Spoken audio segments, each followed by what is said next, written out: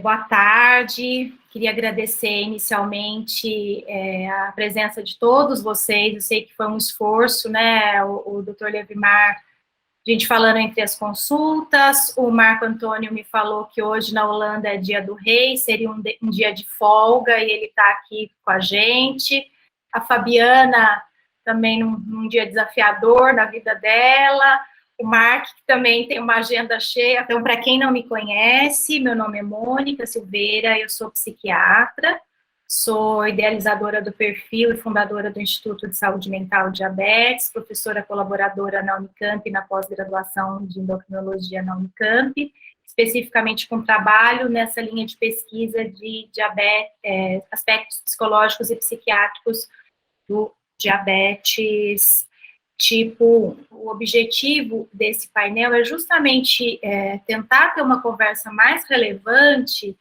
dos desafios que pessoas com diabetes tipo 1 lidam no dia a dia, na vida real do diabetes, e como muitas vezes a gente não consegue, nos trabalhos de intervenção, nos trials de intervenção, contemplar isso. Então, apesar da gente ter já muito descrito na literatura, né, a SBD lançou as diretrizes no ano passado, a American Diabetes Association preconiza desde 2017 o screening, né, de depressão, de transtornos de ansiedade, diabetes de estresse, transtornos alimentares, e ainda é uma interrogação, como é que a gente vai provar que, através de um estudo randomizado, nos moldes clássicos, que como é que a gente incorpora esses desfechos mais psicossociais e metabólicos de uma forma relevante, e não de uma coisa assim, que vai funcionar por 3 meses, porque a pessoa vai seguir ali por 3 meses, ou alguns não vão conseguir, vão abandonar até o próprio estudo, e que a gente possa incorporar outras ideias, porque a gente sabe que mudança de comportamento é algo de mais longo prazo, com altos e baixos, e como é que a gente capta isso num estudo, né? Então, o objetivo eu vi que todos nós temos uma ideia de medicina centrada no paciente, né? E eu queria, então, que a gente partisse disso, né, desse empoderamento, da participação de pessoas, até no codesenho desses novos estudos de intervenção psicossocial. Eu li há acho que talvez semana passada, um estudo muito interessante, foi publicado pelo pessoal da Joslin, trazendo exatamente isso, né, o codesenho e alguns estudos já de feasibility, né, de como é que a gente consegue fazer um estudo disso, mas ainda com muitas interrogações. Então, eu vou passar a palavra para o Dr. Levimar, pedir que o senhor fale como endocrinologista, atual presidente da SBB, né, como professor de medicina, como pessoa com diabetes tipo 1, da sua própria experiência e das suas próprias inquietações aí nesses aspectos. Ok. Na hora que puder. Pode começar, doutor Levimar. Ok. É um prazer estar aqui com vocês. Eu sou Levimar Araújo, sou professor de medicina da Faculdade de Ciências Médicas, aqui de Belo Horizonte. Sou o atual presidente da Sociedade Brasileira de Diabetes.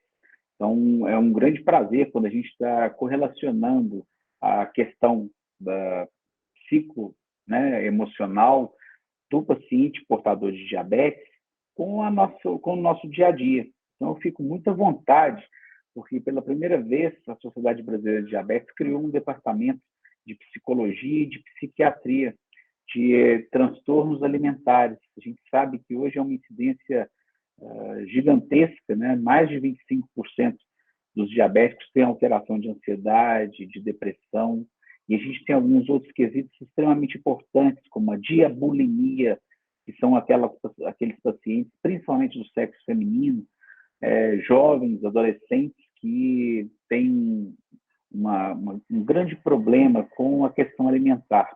Elas omitem doses de insulina, né, ou fazem refeições copiosas, né, e colocam para fora essas alimentações através de laxantes ou até mesmo de provocação de vômitos, né? Então, isso nos preocupa bastante. Enquanto o sexo masculino, eles já gostam de usar a insulina como fator anabolizante de ganho de massa muscular.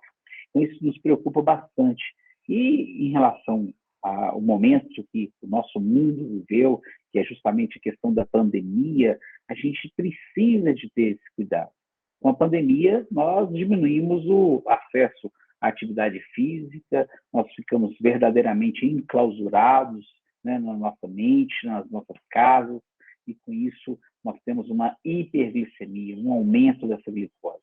Então, é muito importante, né, que esses eventos, igual nós estamos fazendo aqui agora, que a gente converse, que a gente amplifique a comunicação entre os vários profissionais de saúde. O diabético precisa muito disso. As associações dos diabéticos, as colônias, elas precisam intervir. Mas eu entendo que a Sociedade Brasileira de Diabetes, ela também tem esse objetivo. Então, pensando nisso, nós estamos nessa nossa gestão fazendo uma mudança estatutária e criando o primeiro núcleo de pacientes com diabetes e seus familiares que possam ter um núcleo dentro da própria SBD. O lema dessa gestão é a Sociedade Brasileira de Diabetes para a sociedade brasileira. Então, a gente vê que hoje, com os influenciadores, com as pessoas que têm esse carinho pelos pacientes com diabetes, a gente está cada vez mais forte. Então, é importante que o cuidado do diabetes ele seja interdisciplinar e não só multidisciplinar.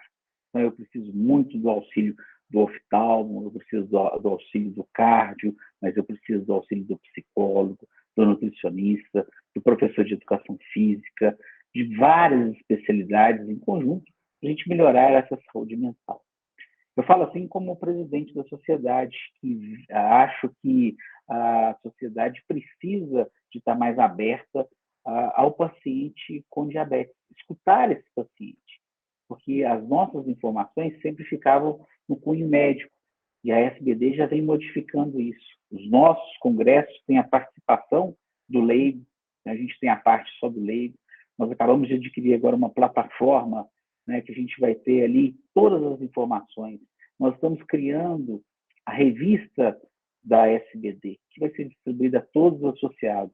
Então, o paciente com diabetes, ele também pode se associar. E ele vai ser um local de comunicação também, inclusive dessa questão social, dessa questão psicossocial, dessas depressões, dessas ansiedades, dessas angústias. Então, vivenciando isso, a gente percebe que a gente pode facilitar o tratamento do diabetes. Não adianta a gente ter os melhores meios de controle, né? A gente está batalhando isso junto ao SUS, ter as melhores medicações, ter as melhores insulinas, bombas ultramodernas, se essa cabeça não está funcionando bem. Então, o emocional, ele é extremamente importante no bom controle. A nossa visão, ela realmente ela engloba essa parte. E a gente muito escuta, existe diabetes emocional? Não, não existe. Mas a emoção mexe com o nosso controle. Tanto a emoção com muita alegria, quanto a tristeza. E essa tristeza, esse embotamento, tem levado as jovens a medidas drásticas. E essa é a nossa preocupação. É nós falarmos mais sobre isso. Outro dia eu conversava com um grande endocrinologista de São Paulo, que já foi presidente da Sociedade da América do Sul inteira, que é o Dr. Chakra, ele falou assim, Levimar, para que ficar medindo pressão do diabético tipo 1 em toda consulta? Né? A gente sabe que a gente precisa de medir, mas a gente estava querendo chegar num acordo que é muito mais importante. Durante uma consulta, essa conversa dos olhos nos olhos, de como está aquela pessoa. Né? Então, aquela pessoa é muito mais importante do que apenas um detalhe clínico da aferição de pressão, de como está aquela glicemia naquele momento. Então, a gente tem que ter um olhar muito mais amplo no cuidado do diabetes. Eu falei como professor, eu falei como presidente, mas como portador de diabetes há 40 anos. A gente que senta do outro lado, a gente sabe dessa necessidade. Quando eu criei a colônia, que é uma colônia filantrópica, uma colônia de fim de semana, foi justamente que eu achava que uma consulta de 40, 50 minutos, ela era muito pouca. E atendendo no SUS, que o tempo é menor ainda, é insuficiente, a colônia era para a gente ver aquele paciente acordando, aquele paciente almoçando, aquele paciente participando de uma roda de terapia, quanta coisa que aparecia. Então, a minha ideia de ter um departamento, né, ter um núcleo de pacientes portadores de diabetes, ela engloba isso tudo. É escutarmos o principal interessado, o portador de diabetes e sua família. Então, com isso tudo, a gente consegue que a experiência do outro também possa me ajudar. Que a experiência do outro também pode justificar uma série de alterações dentro do nosso controle. Eu vou me permitir citar um exemplo de uma consulta que me marcou muito há 2 semanas. Eu tenho uma paciente que é gêmea, obviamente não vou falar o nome para não ser antiético, e ela é diabética tipo 1, e ela é gêmea, né? E está fazendo um controle de pré-natal comigo. Ela já teve a primeira filha, com 6 aninhos, tudo bem, e ela chegou com uma glicada, uma hemoglobina glicada elevada nessa consulta, grávida já do segundo filho. E, normalmente, né, a gente espera que quando está com uma glicada elevada, né, que o médico vai nos xingar, que a nutricionista vai puxar nossa orelha, porque a gente tem que entender o motivo daquela glicada alterada. E eu perguntei, você está grávida? O que está acontecendo que essa glicada está desse valor? Ela, com os olhos cheios d'água, ela falou assim, está difícil segurar a quimioterapia da minha mais velha. Eu não tinha mais nada para falar, né? Assim, a mais velha de 6 aninhos foi com leucemia, e ela grávida. Então, o cuidado dessa mãe não estava sendo com ela do diabetes, estava sendo com a filha. Então, eu estou exemplificando que o diabético também tem as emoções, que o diabético também tem as suas dores. E eu acho que eu faltei aquela aula que eles falavam que o médico tem que ser frio, que o profissional de saúde tem que ser frio, né? E a minha fala para ela foi justamente, então vamos cuidar de você, já sei que a fulana já está encaminhada, vamos rezar para ela também, para dar tudo certinho, mas vamos garantir a sua saúde nessa gestação e do neném que está por vir. Então, a gente entender o que está por trás de uma glicada, porque muitas vezes uma complicação do diabetes parece que é só desleixo, que é mal cuidado, e não é. Então, por isso que eu falo que a emoção, ela está junta com a dose de insulina, com a monitorização, com a alimentação. Então, nós temos que ser mais tranquilos, mais eficientes, mas principalmente mais observadores quando nós estamos falando com esse paciente com diabetes. Então, eu fico muito feliz de ver pessoas de várias áreas, né, aqui comigo, que se interessam, né, pela saúde do paciente com diabetes.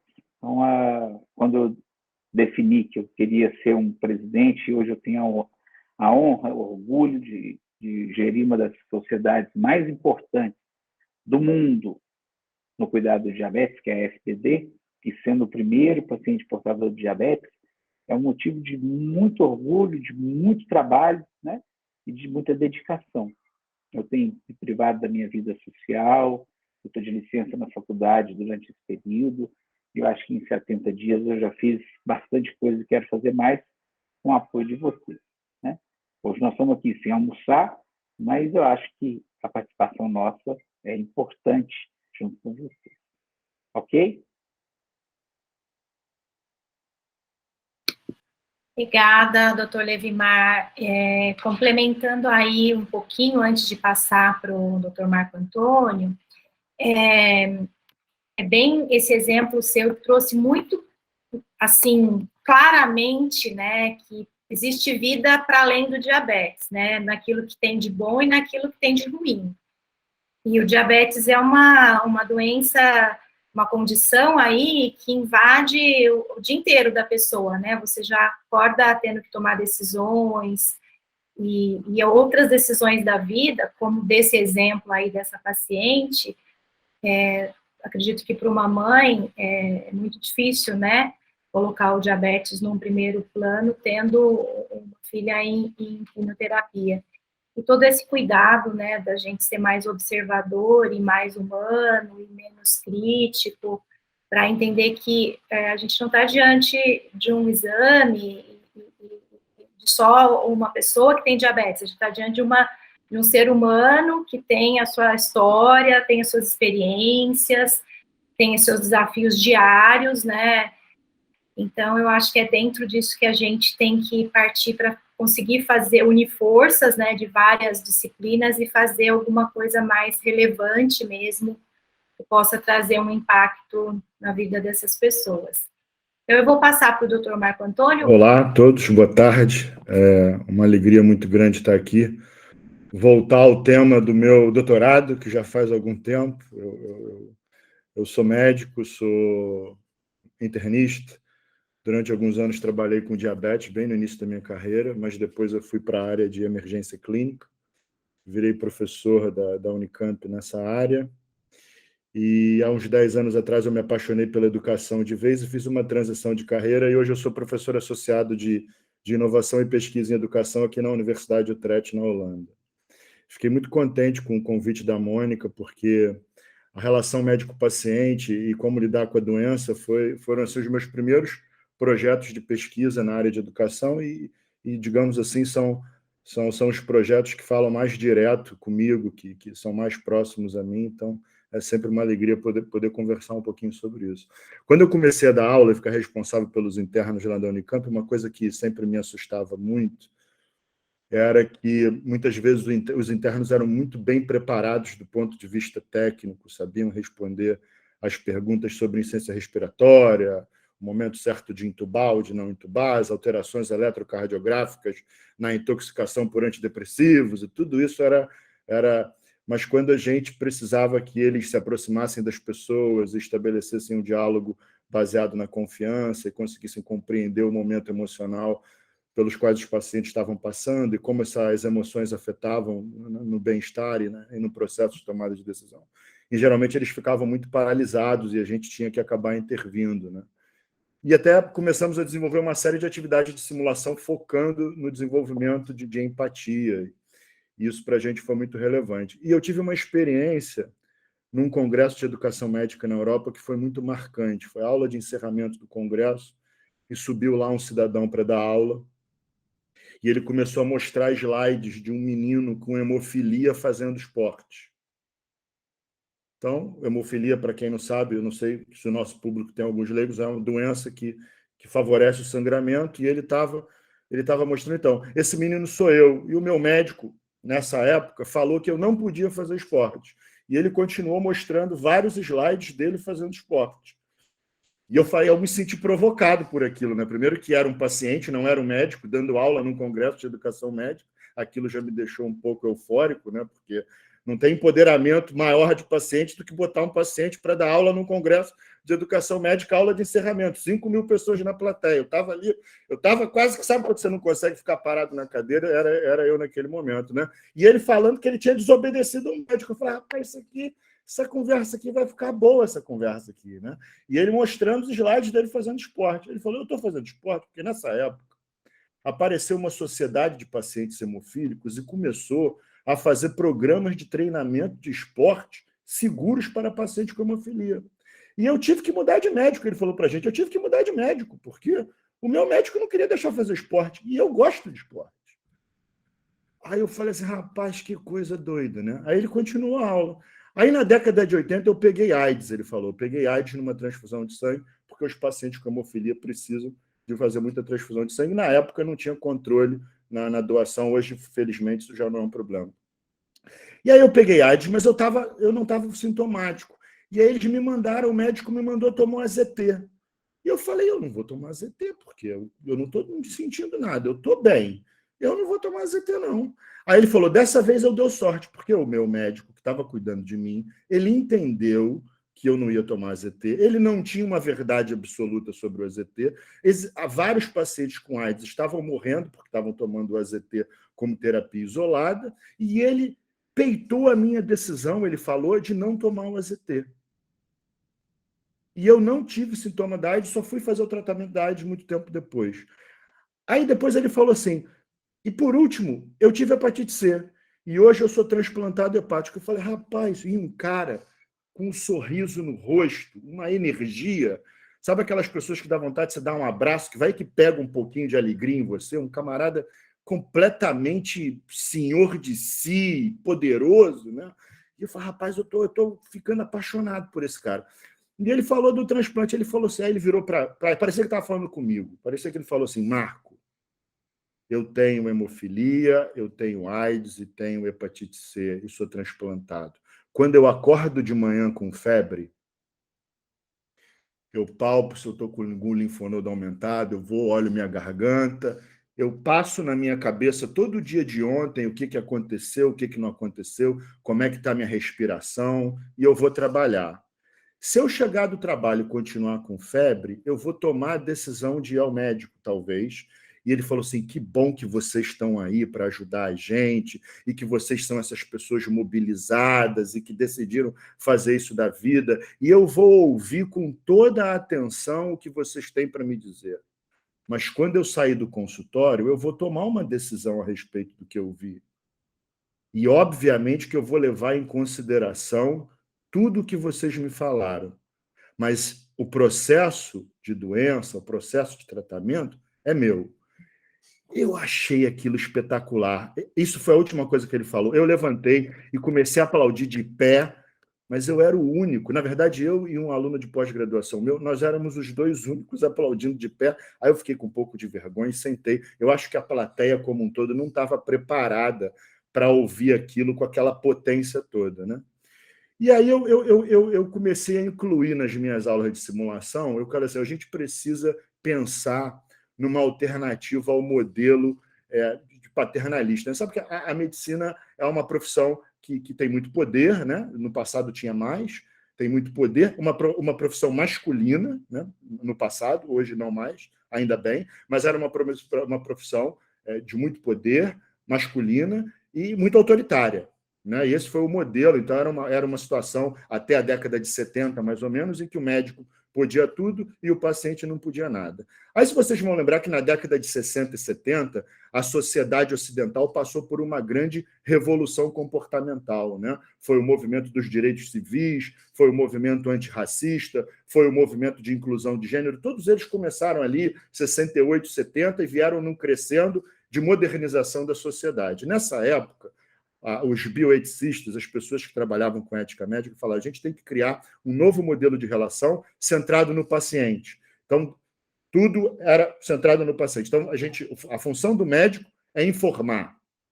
A gente informa os pacientes e, baseado nessas informações, os pacientes vão tomar a melhor decisão. Aí eu passei por algumas experiências pessoais. Eu tive uma fibrilação atrial aguda, eu tenho um tipo de fibrilação atrial familiar, e eu estava internado uma vez, e um cardiologista, que é meu amigo, estava cuidando de mim, e é engraçado porque quando a gente é médico, os outros médicos acham que a gente não precisa ser informado de nada, né? Eles partem do pressuposto que a gente já é PhD na doença que a gente tem e que a gente também já é PhD em ser doente, mas tudo bem, esquece essa parte. E ele falou, olha, nós temos duas opções, você pode passar por uma cardioversão elétrica e você pode tomar um antiarrítmico por via oral e esperar 48 horas. Eu falei,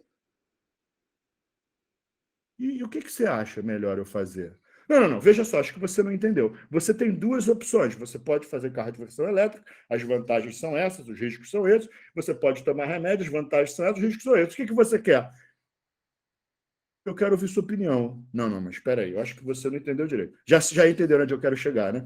Às vezes, o ato de informar e a transferência da decisão não é exatamente o que o paciente precisa. Então, nos últimos 10, 15 anos, a gente está tentando criar, o pessoal que estuda a relação médico-paciente, um terceiro modelo, que é a decisão centrada na relação. Você estabelece uma relação de confiança, e essa relação você tem que conhecer, as pessoas têm que se conhecer, então eu conheço o paciente me conhece, nós sabemos como nós pensamos, e juntos a gente toma uma decisão compartilhada, né? E aí, recentemente, na Universidade de Groningen, uma colega minha filmou 700 consultas em pediatria. 700 consultas, ela filmou. E ela perguntou para o médico assim, você acha que fez decisão compartilhada? Aí o médico dizia se achava que fez ou que não fez. E aí depois ela assistiu todos esses vídeos, baseado numa escala de decisão compartilhada, ela analisou. E foi muito engraçado, porque 50% das vezes os médicos achavam que tinham compartilhado a decisão, mas eles de fato tinham compartilhado a decisão, pasmem, em menos de 5% das vezes. Era muito comum que nem o fato de tem um momento da consulta que você precisa falar assim, Marco, vamos tomar uma decisão agora.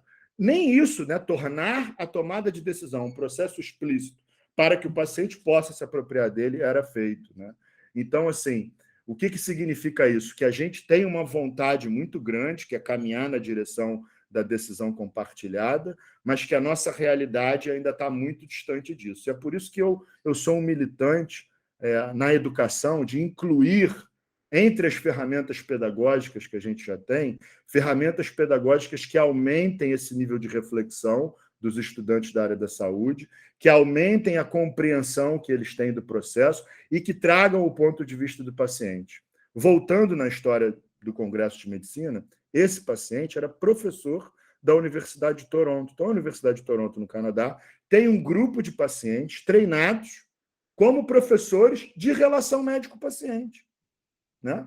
Chegamos na Unicamp a fazer um piloto com isso 2 anos, infelizmente eu saí da Unicamp e a coisa não continuou. Que é trazer pacientes, compartilhar com esses pacientes os conceitos de relação médico-paciente e prepará-los para dar aula de relação médico-paciente. Parece óbvio falando assim, né? Mas por que a gente ainda não fez isso, né? Incluiu os pacientes, empoderou os pacientes para que eles possam nos ensinar como tratar deles melhor, ou como cuidar deles melhor, né? É uma coisa óbvia, mas que a maioria das escolas de medicina no mundo ainda não incorporou. Então, eu vou terminar agradecendo de novo a oportunidade de... Vocês viram que eu fico um pouco empolgado, desculpa, é um pouco da minha personalidade, mas é porque esse é um assunto que ele é muito caro para mim, né? Ele é muito precioso. Obrigado pela oportunidade, uma alegria estar aqui com vocês.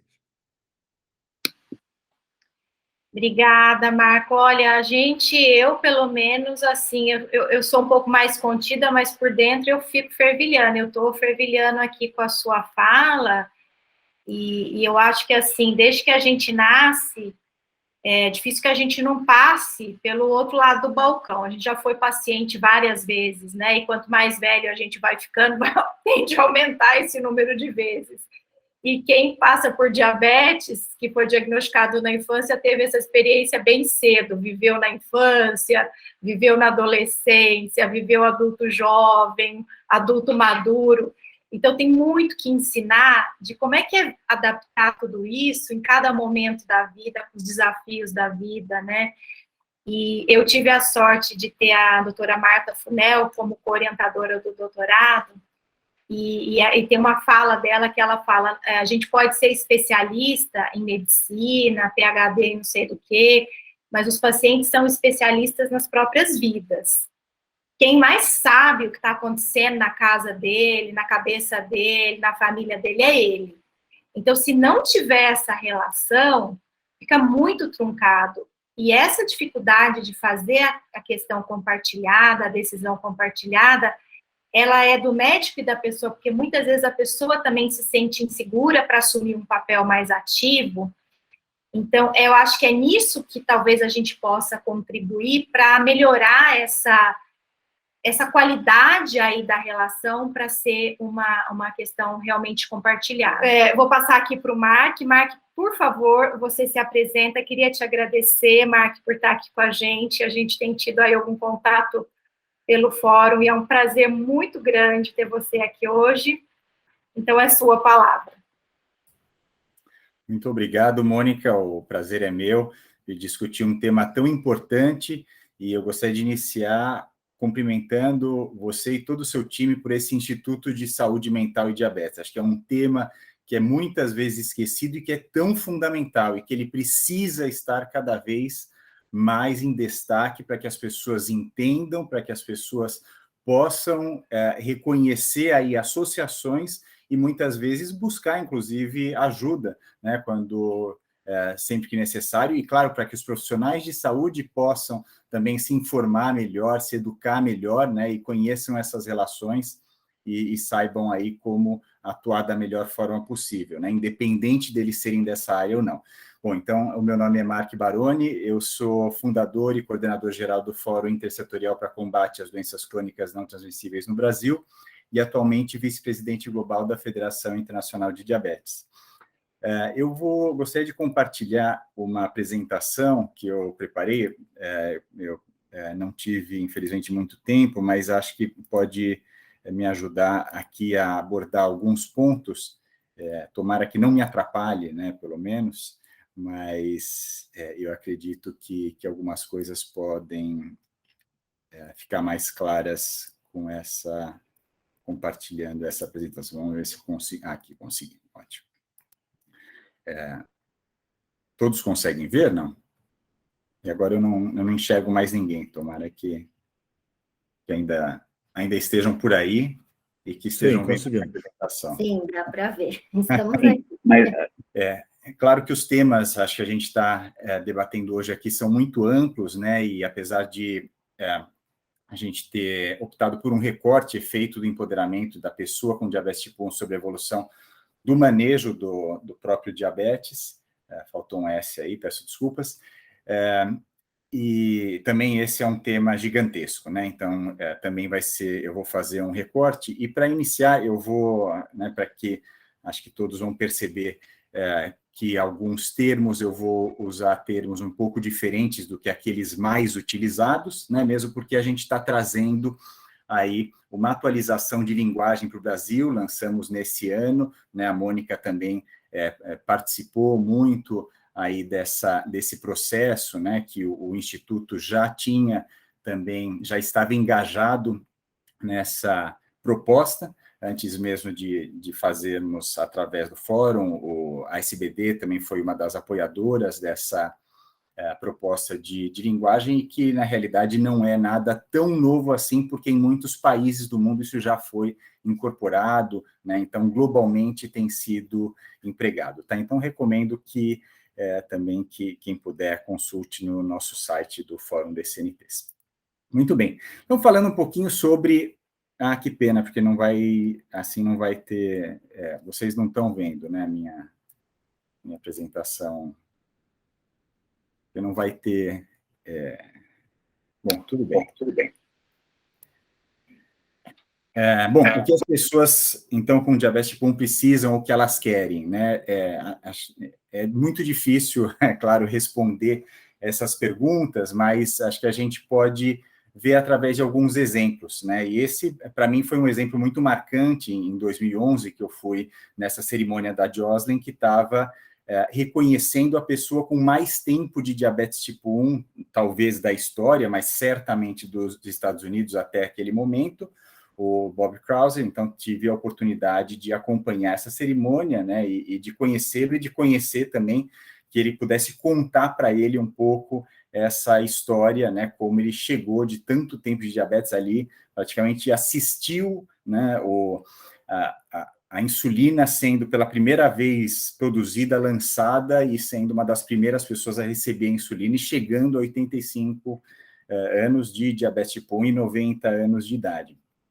Então, assim, o que elas precisam e o que elas querem para chegar até aí, ou para chegar muito além disso, né, eu acredito. Então, entendo que hoje em dia muitas outras pessoas chegaram a 85, passaram 85 anos com diabetes tipo 1, felizmente, né, e graças a uma série de fatores que estão, né, certamente muitos deles ligados à saúde mental, né, e aos autocuidados, mas também ligados aí à evolução da medicina, da tecnologia, da farmacologia, né, e Então, acho que vale a pena a gente refletir qual é a influência das próprias pessoas com diabetes e da participação, né, como a gente estava falando aqui, como o Marco falou da importância da pessoa, né, que tem a condição dela participar efetivamente, né, eventualmente ela reconhece caminhos, ela reconhece formas que, às vezes, nem o profissional de saúde que a está acompanhando, né, reconheceu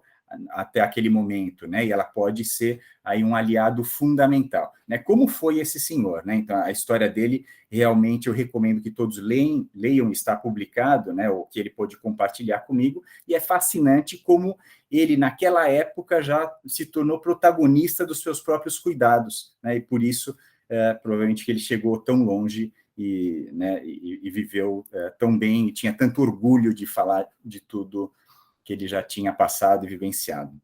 Bom, então, o que elas, né, além de o que elas precisam, o que elas querem, né, o que elas demandam e o que elas desenvolvem também, me parecem perguntas importantes.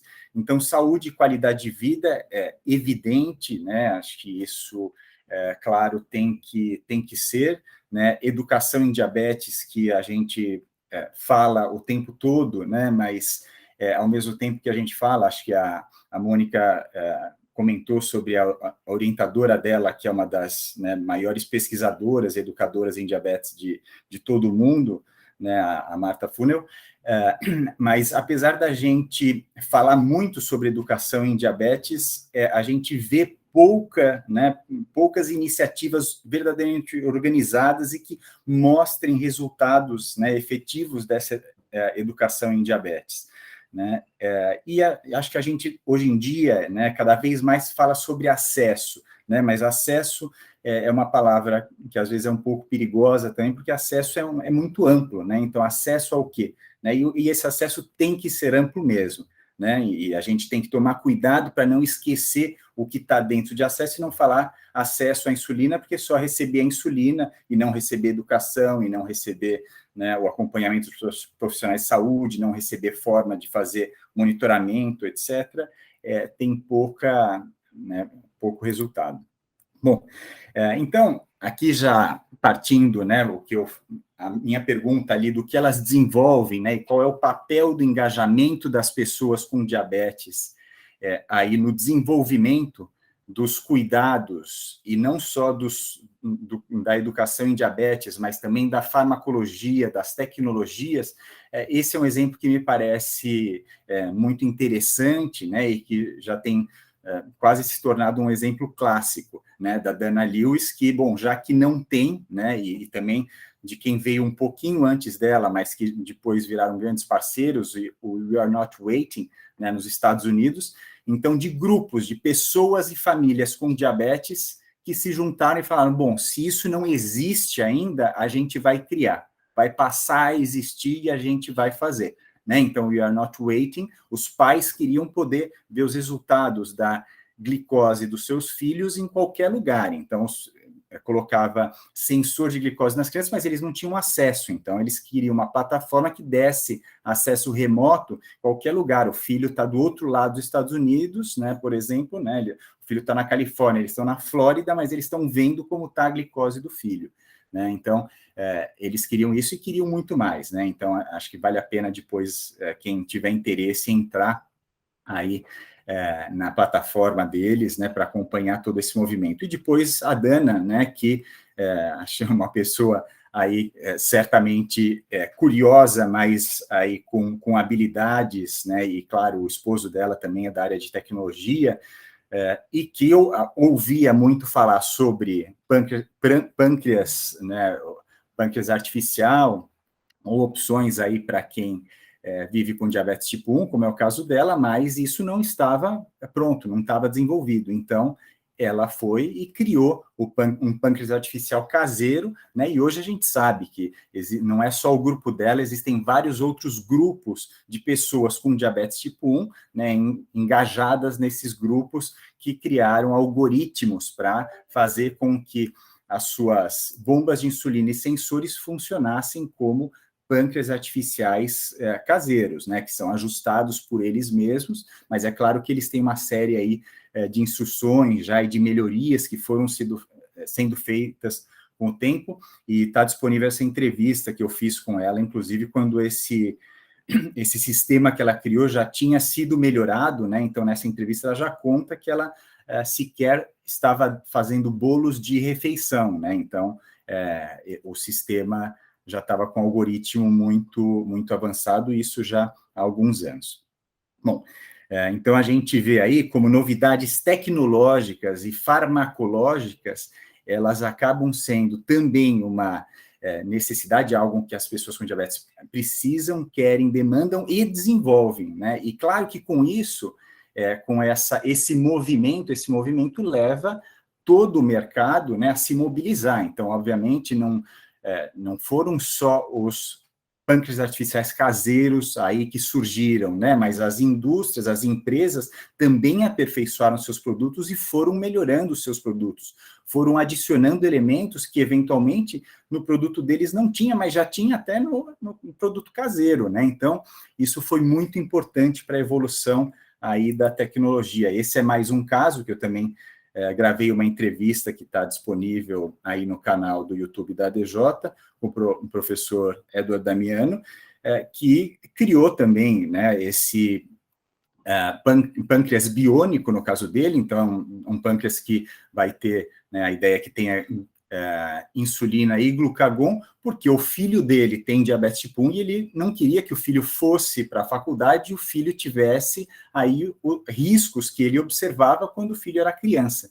Então, obviamente, ele fez, né, isso tudo, claro, não ele sozinho, né, mas ele é professor da Universidade de Boston, e com a equipe dele desenvolveram aí, né, e acabaram fundando essa startup Beta Bionics, que trabalha nesse material, e esse é só um dos casos, né? Existem muitos outros casos, né? O Bigfoot é outro caso muito interessante também, que eu os conheci, né? E existem muitos outros casos pelo mundo, de como as pessoas com diabetes e seus familiares acabam, então, tendo uma influência muito importante na evolução, né, de todo o aparato e todos os cuidados aí disponíveis para pessoas com diabetes, né? Mas eu não acho que a gente deva se restringir a isso, né? Então, por isso, adicionei aí mais 3 pontos que são assento em mesas decisórias, né? Então, quando a gente fala, né, acho que é fundamental, eu tenho também visto muito e procurado colaborar com esse debate de decisões compartilhadas, como o Marco trouxe de forma muito clara e importante, né? Mas as decisões compartilhadas que a gente está falando, né, que o Marco falou, elas são importantes a nível, né, de cuidado pessoal, mas também a nível de desenvolvimento de políticas públicas e programas. Então, as pessoas com diabetes tipo 1 e outras condições de saúde, elas têm que estar envolvidas, obviamente, nas decisões, porque, eventualmente, aquela política, aquele programa não vai simplesmente resolver o problema dela, por mais que os tomadores de decisão, ou, né, como a gente estava falando, que os profissionais de saúde tenham boas intenções, pode ser que eles não estejam identificando algumas coisas que a parceria com essas pessoas será fundamental para identificar e para que esses programas, esses cuidados, essas políticas sejam mais adequados, sejam melhores, mais assertivos. Bom, e isso tudo para quê, né? Acho que é interessante quando a gente vê aí esses 2 exemplos, por exemplo,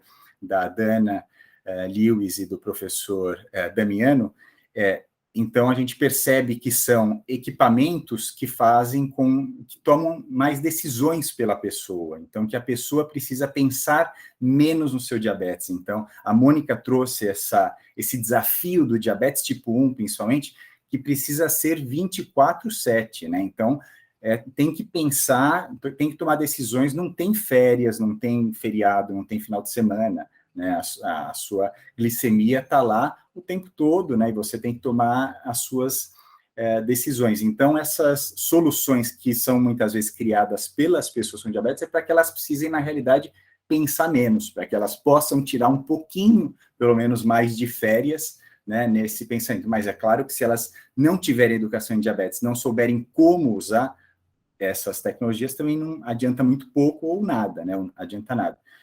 Mas também, acho que eu não gostaria que a gente pensasse que se pode diminuir aí a reflexão sobre diabetes, né? Então, muitas vezes, a gente se empodera, e o último ponto que eu vou trazer é de empoderamento, que é para poder pensar mais, para que a gente possa reconhecer, então, onde estão aí as oportunidades, tanto em termos de tratamento, como aqueles que acabam indo trabalhar na área de advocacy, na área de saúde comunitária, saúde pública, saúde populacional, que possam pensar mais e não só no seu diabetes tipo 1, né, mas como essa condição de saúde da população pode ser melhorada de forma geral. Né? E aí eu vou apresentar um trabalho que nós desenvolvemos, principalmente com a DJ Diabetes Brasil, mas também em parceria com outras instituições, que foi a escada do empoderamento. Então, identificando que as pessoas elas podem passar, né, as pessoas com diabetes ou com uma outra condição crônica de saúde, né, mas a maioria dos nossos trabalhos foram com jovens com diabetes tipo 1, aí por um plano, né, de empoderamento, e que elas vão subindo essa escada conforme elas vão se empoderando, e com isso elas podem, né, geralmente elas melhoram os seus autocuidados na parte do self, elas trazem contribuições para a sua comunidade, e elas podem, inclusive, chegar a um ponto que elas fazem aí coisas importantes pela sua sociedade como um todo, né? Então, o meu convite aí para que leiam o nosso artigo que está publicado, descrevendo esse modelo que nós pudemos apresentar. E aqui, né, claro, eu não poderia deixar de falar o principal programa que me motivou, né, que nos motivou a criar esse modelo, que é o empoderamento, que é uma estratégia de empoderamento, que é o treinamento de jovens líderes em diabetes, que foi iniciado em 2009, e que a gente fez o acompanhamento, né, desses jovens que fazem um ano de treinamento, aí, de empoderamento, e depois a gente coletou uma série de dados, e a gente percebe aí que, né, na parte do self, né, dos autocuidados, que na realidade nem era o objetivo inicial dessa capacitação, né? Então, essa capacitação é para saber fazer a diferença na sua comunidade, na sua sociedade, mas como o empoderamento leva a melhores autocuidados, isso foi diretamente refletido, né, na hemoglobina glicada desses indivíduos. Então, eu chamo a atenção, né, a Mônica citou aqui a dificuldade de ser mantida uma alteração, então, metabólica por mais de 3 meses, por mais de 6 meses, por mais de 1 ano, isso a gente verifica realmente recorrentemente na literatura, mas no nosso caso, a gente observa que tem indivíduos ali com né, quase 10 anos pós-programa que mantiveram ali uma redução na sua hemoglobina glicada. E também o propósito final do programa, desse programa, que é, hoje em dia, o que eles fazem também pelas suas comunidades e pela sociedade em geral. Então, hoje em dia, a gente sabe que tem jovens líderes formados que fazem parte de diferentes instituições, do board de diferentes instituições, inclusive o atual presidente, o vice-presidente da ADJ Diabetes Brasil são jovens líderes em diabetes formados no programa, né? Então, assim, existem, né, o que a gente percebe, o que eu gostaria de deixar agora de recado final, é que existe, né, aí existem opções para que a gente possa empoderar e para que esses indivíduos, então, possam se entender como change makers, né, que a gente diz, então, que sejam indivíduos que eles podem realmente fazer a diferença, não só na sua saúde, mas na evolução aí dos cuidados com diabetes e na evolução de políticas públicas para os cuidados com diabetes e de outras condições de saúde. Agradeço pelo espaço, pela oportunidade e convido a todos e todas que visitem o site e os diferentes canais do Fórum DCNTs. Mark, muito obrigada aí por você ter colocado tanta informação, tanta inspiração, tanta experiência já, né, tanto de fora quanto aqui do Brasil, né, e eu acho, então, que eu vou passar para a Ticiane, e na psiquiatria, fazendo uma pequena complementação, a gente sempre usou a questão de suporte entre pares, grupos de mútua ajuda, principalmente no tratamento de dependências, de algumas condições. E isso tem uma importância muito grande. Uma coisa que foi um acerto dentro do grupo da Unicamp, apesar, assim, na época a gente não tinha tanta literatura de peer support, mas a gente perceber que, naturalmente, as pessoas que se beneficiaram dessa educação, dessa informação, elas se tornam peer support. E elas querem aí ajudar a outra na marcação de consulta, em tentar resolver um problema, em acompanhar no médico. Então, essa escalada aí que você colocou foi uma coisa que a gente pôde verificar bastante. Eu vou passar a palavra aí para a Ticiane, e aí a gente encerra com a Fabiana. Ticiane, se apresenta, por favor. Obrigada por você estar aqui. Eu que agradeço, Mônica, agradeço o convite. Eu me chamo Ticiane, eu sou nutricionista. Eu tive a felicidade de participar do projeto da Mônica, que isso foi um aprendizado muito grande para a minha vida pessoal e vida profissional. Então, não foi só a vida profissional que cresceu, mas aprendi muito a ser uma melhor pessoa e a ser uma melhor profissional. Me senti muito acolhida pela fala do Dr. Marco, que essa questão da decisão compartilhada é algo que eu já tento trazer para o consultório há muito tempo. Né? Eu falo que não fui eu que escolhi o diabetes, foi o diabetes que me escolheu. Então, dentro da pós-graduação, isso foi tomando conta da minha vida. E lidar com pacientes com diabetes faz com que a gente tenha uma perspectiva melhor do que seja um tratamento, porque toda doença crônica, ela faz com que o paciente muitas vezes acabe tendo uma dependência muito grande do profissional de saúde e tenha pouco autoeficácia. Então, muitas vezes a gente se vê numa posição, que foi o que o Dr. Marcos falou anteriormente, daquela crença de autoridade. O paciente espera da gente uma atitude e que assim ele tome essa atitude. E ao longo do tempo eu fui percebendo que a minha área de atuação, que é de nutrição, a figura do nutricionista, ela era pouco participativa. Nós éramos considerados profissionais que eram limitadoras daquele paciente, então tudo era não, tudo não pode, tudo era muito dificultado. E eu vi nessa oportunidade de talvez desenvolver melhor as minhas habilidades como nutricionista, e o projeto da Mônica também propiciou muito isso. E hoje, o que eu percebo nessa conjunção toda dentro do diabetes? Que se não houver uma conversa, e essa conversa for de paridade, fica mais difícil para a gente desenvolver o tratamento dos pacientes. Então, ser só nutricionista não basta para eu atender um paciente com diabetes. Eu preciso entender de diabetes, eu preciso de entender de tecnologia, eu preciso entender da demanda psicológica que o diabetes traz.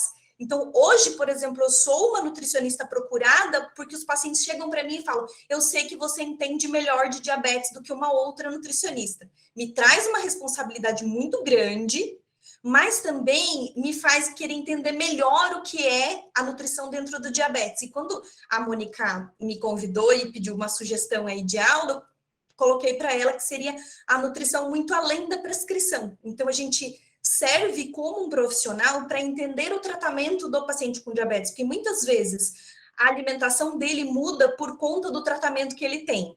Eu quero evitar as picadas, então eu não como determinado alimento. Ou eu quero evitar de aplicar insulina ou omito doses de insulina porque eu não quero comer determinado alimento, eu sei que aquilo vai fazer mal. Hoje eu falo que dentro da minha consulta, por exemplo, 90% do tempo da primeira consulta é quebrar crenças limitantes, crenças em relação ao diabetes. Eu falo muito isso, que se eu tivesse uma balança emocional dentro do diabetes que pudesse medir esse paciente, quando ele chega com aquele peso, com aquela carga dentro do consultório, e depois dentro daquela 1h30 a gente consegue conversar sobre desmistificação, sobre nutrição, sobre alimentos, sobre diabetes, e eu pudesse pesar esse peso emocional dele depois, a minha função é que ele saia mais leve depois da consulta. E a maior parte dos pacientes fala isso: nossa, Ticiane, como é bom ouvir alguém que entende, mas que também me compreende. Isso que é mais difícil, às vezes, que é a escutativa dentro do consultório ou dentro de um ambiente ambulatorial, dentro de uma universidade. Então, eu escuto, mas eu ouço, mas eu não escuto. Essa é a grande dificuldade. E dentro da nutrição, a gente tem muitas limitações, como a Mônica falou. A adesão é uma das nossas maiores dificuldades, porque a alimentação é uma coisa que está dentro do dia a dia, e no caso do paciente com diabetes, muito mais. e nem sempre a informação que eu passo para ele vai ser transformada em mudança, em ação. Então, a gente precisa estabelecer conexões com esse paciente para ele poder entender o porquê daquela orientação, para aí sim gerar uma modificação. É o que a gente fala de experimentação, que foi muito o que a gente fez no projeto da Mônica, que foi colocar os pacientes em experimentações de desde monitorização glicêmica, até comer panetone e ver como é que as coisas ficaram depois, como é que a glicemia ficou depois. E essa experimentação é que gera conscientização, seja do controle glicêmico, seja sobre alimentação. Então, tudo isso é muito importante para a gente pensar no papel do nutricionista. E esse papel do nutricionista que vai além da dieta, né, da prescrição alimentar, é muito importante. Outra coisa que eu falo para os pacientes também é que papel aceita tudo. Tudo que eu escrever lá no papel, aquilo vai estar lá. Mas o quanto que aquilo vai gerar de modificação no comportamento dele para o autocuidado dele. Uma coisa que também é muito difícil, às vezes, das pessoas entenderem, é que o nutricionista, ele está ali para facilitar a vida do paciente, e não para complicar. E quando eu digo para eles que eles fazem o acompanhamento nutricional, sou eu que tenho que me adaptar à realidade deles, e não eles à minha realidade de prescrição. Então, essa questão da conversa é muito importante, dessa coparticipação do paciente. Então, quando a gente fala em peer support, por exemplo, não vem só do paciente, que é uma coisa que a gente percebeu também ao longo do tempo das pesquisas e também ao longo do tempo de consultório. Se eu pego uma mãe, por exemplo, que tem uma criança com diabetes, muitas vezes ela fala mais comigo do que com o pediatra dessa criança. Então, a gente precisa estabelecer uma relação de comunicação efetiva, de aprendizado, de abertura, entender erros, entender acertos. Então, é uma comunicação que ela tem que ser clara, ela tem que ser objetiva e principalmente não julgadora. Então, isso é muito difícil dentro da nutrição. É muito mais comum a gente ainda ter uma formação muito mais quadrada e que não englobe esses aspectos biopsicossociais do paciente. Então, quando eu vejo um diário alimentar, por exemplo, eu não vejo só o que aquele diário tem para mim referente àquilo que ele comeu. Mas por que comeu dessa maneira? O que te levou a comer isso? Qual foi a situação que te levou a comer isso? Então, são coisas que geralmente não é questionado para o paciente, né? É só porque comeu, a glicemia subiu, então pare de comer isso. Eu aprendi com uma colega minha durante a minha profissão toda que para nós nutricionistas é mais fácil falar não. A prescrição fica mais fácil para a gente. A partir do momento em que você fala sim, aí a gente precisa trabalhar isso em conjunto. E quando a gente pensa nessa questão da alimentação, todo esse conhecimento, ele é construído ao longo do tempo e ao longo de uma relação de confiança.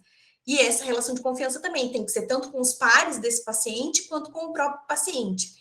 E quando eu fui pesquisar um pouco mais sobre peer support também, depois do convite da Mônica, apareceram 3 palavras bem chaves, assim, quando a gente fala dessa abordagem, que é aprender, conectar e envolver. Então, se eu não aprendo com o meu paciente, eu não vou conseguir me conectar com ele. Se eu não conseguir me conectar com ele, eu também não vou conseguir ter desenvolvimento. E se ele não tiver desenvolvimento, eu não vou conseguir envolver ele no tratamento. Então, quando a gente pensa nessa relação profissional da saúde paciente, é uma relação de mútuo aprendizado. Eu aprendo com ele, ele aprende comigo.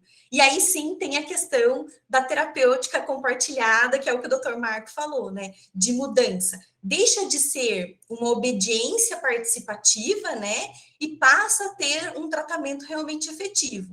E dentro da nutrição ainda falta muito isso. Eu vim de uma época que não se falava de nutrição comportamental. Agora que se fala mais de mindfulness, agora que se fala mais sobre a importância do comportamento em relação à alimentação. Então, só para dividir essas questões, e principalmente o aprendizado que eu tive participando do projeto da Mônica, é isso. É estabelecer uma relação de confiança. E, assim como o Dr. Levimar falou, de uma equipe interdisciplinar, é sempre falar a mesma língua. Muitas vezes a gente parece que está lidando com uma coxa de retalhos, né?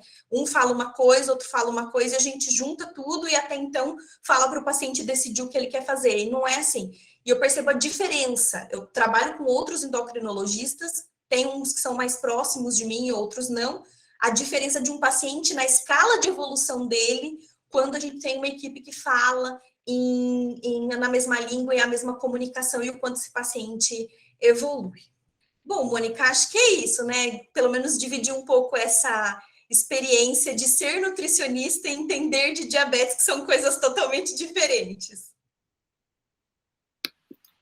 Obrigada, Tiziane. Esse grupo trouxe muita reflexão, né? Eu me lembro de uma paciente que me marcou, que tinha chego com uma glicemia muito alta no grupo, e muito apavorada, já culpada por essa glicemia, porque ela tinha comido um saco de biscoito de polvilho durante a viagem. Daí eu fui conversar com ela, e daí, assim, ela acordou às 3 da manhã para pegar o ônibus da cidade dela para vir até Campinas, até a Unicamp, e se ela não tinha muito, não tinha, assim, essa ideia do planejamento, da monitorização.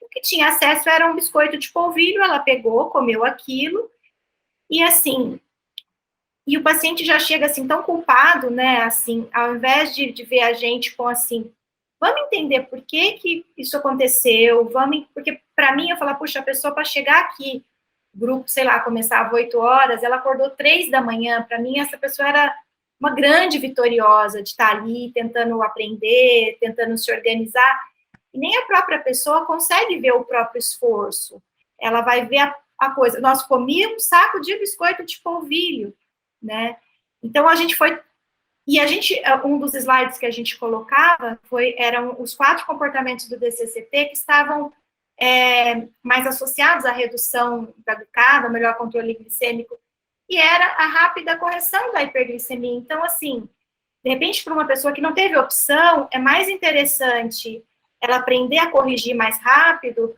Se ela não tem acesso aí no supermercado naquele momento, você tem que contextualizar muito para você realmente oferecer uma alternativa relevante.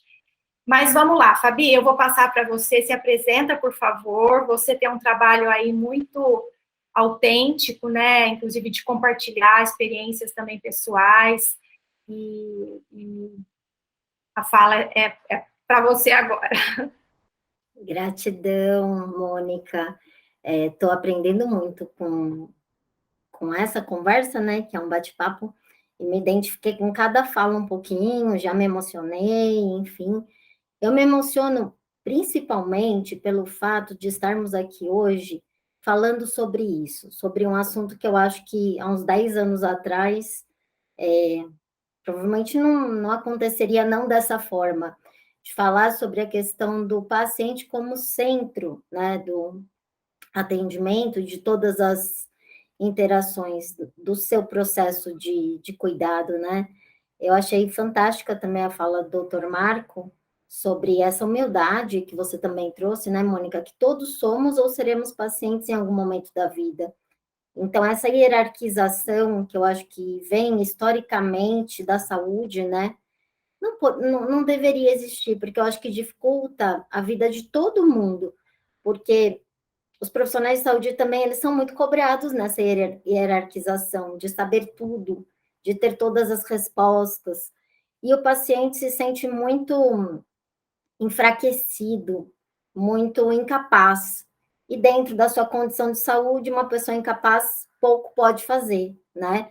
Eu falo muito isso pela minha própria história, né? Eu tenho diabetes tipo 1 desde os 13 anos, eu tô com 41, então são quase 30, 29 agora, em outubro, de diabetes. E eu percorri etapas, muitas fases aí, com a condição. E é muito importante que hoje eu consiga olhar para trás e assimilar e entender o que aconteceu. Que eu não era ruim, que eu não era inadequada por não me cuidar, que eu não fui inadequada por ter tido transtorno alimentar, da diabulimia, como o doutor Levimar falou, que o problema não era eu. Mas um sistema que não estava preparado para entender, para reconhecer as demandas emocionais, psicológicas, psicossociais de uma condição tão complexa que eu lá atrás eu fazia quando eu fazia as palestras, né, fiz muitas palestras lá com o Mark na DJ, eu trazia a imagem de um polvo na época, que eu sentia que o diabetes, tipo, era um polvo, que eu tentava escapar por um lado, ele me pegava, escapar por outro, eu tentava ter um dia normal, um dia tranquilo, e era, às vezes, muito difícil. E tudo isso me trouxe até aqui, né? Até esse momento de ter, né? Você falou para me apresentar, então hoje eu me apresento como diabética, então já estou caracterizada, porque essa autotransformação veio de um amor próprio, que é o diva, né? A diva interior, não é aquela diva de cinema, inalcançável.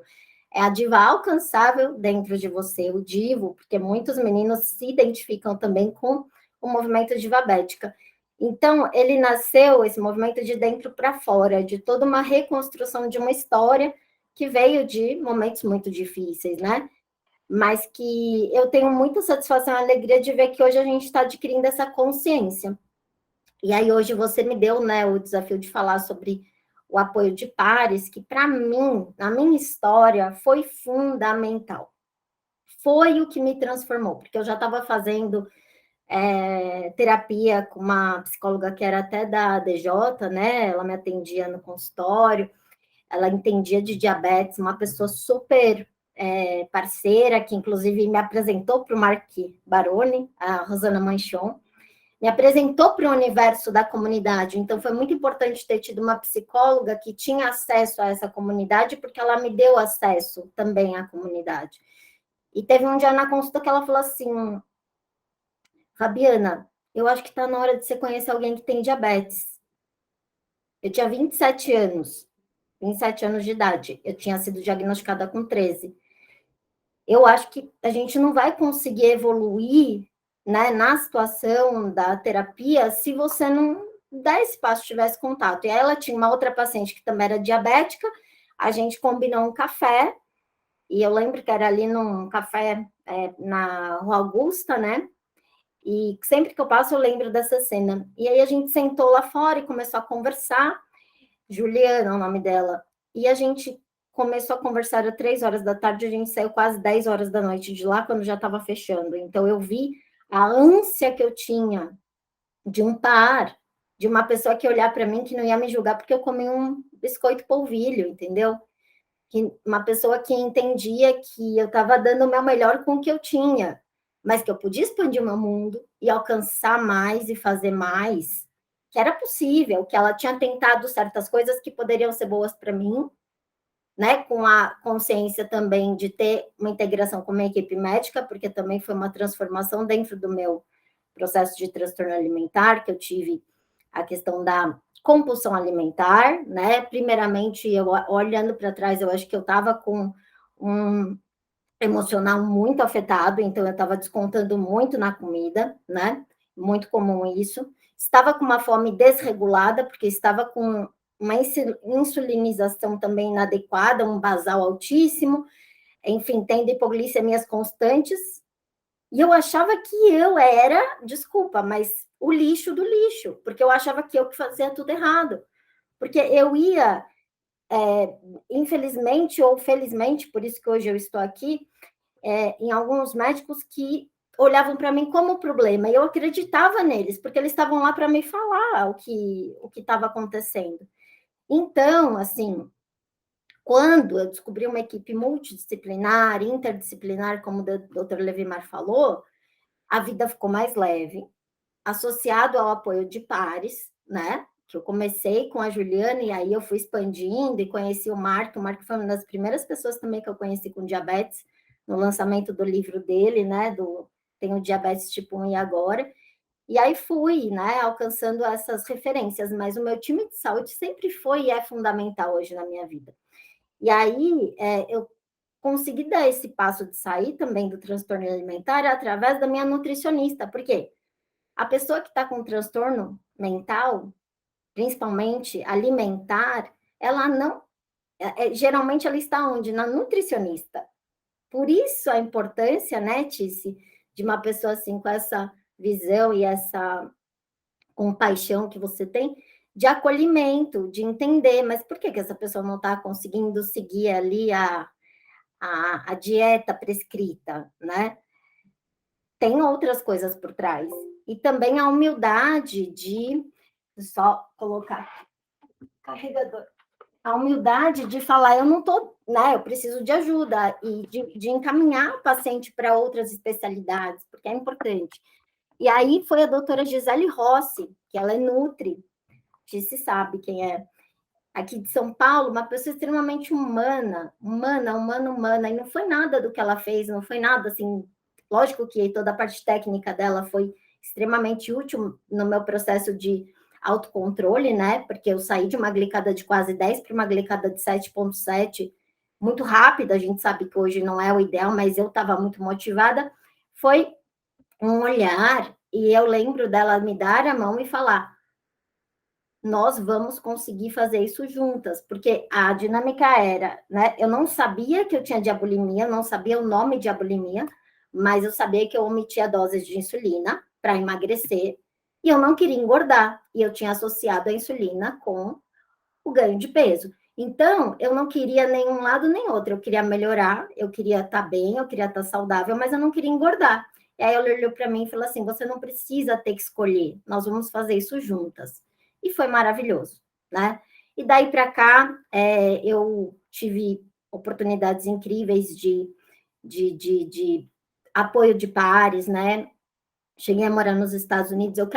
Eu sei que eu estou aí com o meu tempo finalizando, mas eu só quero mostrar algumas fotos, porque eu acho que imagens falam mais do que 1000 palavras, né? Sobre alguns pontos de apoio que eu tive. Aqui é uma informação um pouquinho mais técnica da ciência por trás, né? Do apoio de pares, que é incrível, é realmente consolidada, né? E aí, depois eu deixo essas referências com vocês, mas eu não sei se vocês estão vendo minha tela. Estamos. Se vocês puderem, sinaliza. Legal. Aqui foi o meu primeiro momento, né, de apoio de pares. Quando eu fui morar nos Estados Unidos, eu conheci uma comunidade que se chama Tu Diabetes, que era uma comunidade totalmente online, de pessoas diabéticas, e aquilo teve um impacto tão grande na minha vida que eu fui para os Estados Unidos, para a cidade onde essa ONG estava sediada, lá em Berkeley, na Califórnia, e eu me tornei voluntária dessa ONG durante mais de um ano, fazendo programas e projetos para pessoas diabéticas. Esse foi o Dia Mundial do Diabetes lá no centro, né, de São Francisco. Aqui foi um programa que eu participei também de pessoas diabéticas, né, que foi um programa que era para atletas com diabetes, eles diziam que qualquer um podia ser atleta com diabetes, e foi aí que eu corri a minha primeira maratona, pessoa com diabetes, e a gente teve aí um grupo super forte que me apoiou na prática de exercícios físicos. Aqui, algumas comunidades que também se integraram na minha vida, como o evento da doutora Solange, né, do Meu Diabetes, que é fantástico, a ADJ, da qual eu fiz parte por algum tempo, fazendo as palestras aqui com o Ronaldo, a Colônia Diabetes Weekend, que foi transformadora na minha vida, né, nesse sentido de apoio de pares. O Mark, como eu falei, esse dia foi o lançamento do livro do Mark, né, que foi quando eu comecei a conhecer outras pessoas diabéticas também. E aí, o início do movimento Divabética, que hoje eu chamo de comunidade, né? A gente faz campanhas de conscientização, eventos, a gente tem as redes sociais, cada pessoa aqui que interage, manda uma mensagem, eu respondo, eu faço questão disso, porque eu sei que essa pessoa pode não ter mais ninguém para conversar, para falar sobre isso. Aqui outras redes, como o WhatsApp, que hoje a gente tem 123 pessoas, porque a gente tem que fazer uma mediação dentro desses grupos, né? E o lema desse grupo é esse aqui, essa frase da Ada, que vocês podem ler, que é do cuidado mental. E aqui embaixo, acho que vocês não estão vendo, mas assim, uma moça escreveu hoje cedo que ela foi fazer um exame laboratorial e ela teve uma hipoglicemia e teve que voltar para casa, né? E aí uma das meninas eu coloquei o exemplo mais simples que vocês possam imaginar de apoio de pares, que ela colocou assim, é ruim, né? Já passei por isso. Então, eu podia elaborar, trazer vários exemplos, mas eu acho que esse exemplo é ruim, né? Já passei por isso. Eu acho que é simples assim. Agora, com o nosso movimento de influencers, que são pessoas com diabetes que estão se empoderando da questão do acesso, como o Mark falou, E alguns pontos que eu não vou citar todos, né? Vocês também podem ler aqui na tela, mas que eu acho que são fundamentais do apoio de pares, que transformam a minha vida e eu vejo que transforma a vida de outras pessoas, que são programas estruturados, que é o que a gente precisa ter mais. Porque hoje a gente tem muito apoio de pares, mas não de uma forma estruturada, que é o meu objetivo, é o meu próximo passo com o movimento Divabética, para ajudar a minimizar o isolamento de viver e cuidar do diabetes, né? E trazer a pessoa como a protagonista do seu tratamento, porque quando você ajuda uma pessoa, você se mantém mais comprometido com o seu tratamento. E a pessoa que é ajudada, ela sente que ela não está sozinha, e o movimento que a gente vê é que essa pessoa, em algum momento, ela vai querer ajudar uma outra pessoa. E esse efeito multiplicador, né, nos grupos de Facebook, no WhatsApp, nos eventos presenciais, faz com que a gente alcance esses milhões de pessoas esquecidas, que não estão sendo vistas, que não estão nas redes sociais, que não estão nesses lugares, mas que porque um dia alguém falou algo, um dia alguém deu a mão, essa pessoa pode ter uma referência de uma vida saudável, com diabetes, diante de qualquer situação atípica, que ela precise fechar esse gap entre aquele momento que ela está na consulta, que ela se sente amparada pelo médico ou pelo profissional de saúde, e quando ela pisa fora do consultório, que aí ela fala assim, agora sou eu comigo mesma. Então, esse projeto, né, de apoio de pares, que já é consolidado nos Estados Unidos de uma forma muito clara em relação a melhora de controle metabólico, controle glicêmico, redução, aumento de expectativa de vida, redução de complicações, ele é algo curador nesse processo com o diabetes. Foi na minha vida e eu gostaria que expandisse para que seja na vida de muito mais pessoas. Obrigada. Obrigada, Fabiana.